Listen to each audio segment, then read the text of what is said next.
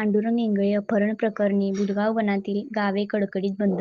बुधगाव पंचायत समिती गणातील पांडुरंग इंगळे यांना बुधगावमधून 5:30 वाजता रिव्हॉल्वर लावून अपहरण केले होते.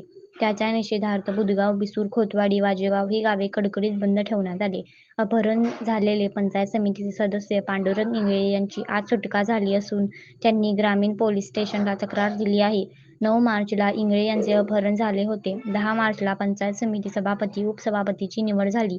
त्यानंतर इंगळे यांचे अपहरण केलेल्या युवकांनी मिरज कुपवाड रोडवर सोडून गेले. शिवसेना अध्यक्ष बजरंग पाटील यांनी ताबडतोब पत्रकार परिषद घेऊन म्हणाले, अपहरण करणाऱ्यांवर पोलिसांनी ताबडतोब कारवाई करावी आणि त्याच्यामागे कोण आहे याचा तपास करून त्यांच्यावर कारवाई करावी.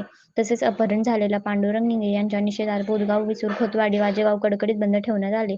सगळीकडे संपूर्ण शुकशुकाट जाणवत होता. चारही गावांनी बंद ठेवून प्रतिसाद दिला त्याबद्दल शिवसेना अध्यक्ष बजरंग पाटील तसेच पांडुरंग इंगळे यांनी आभार मानले आहे.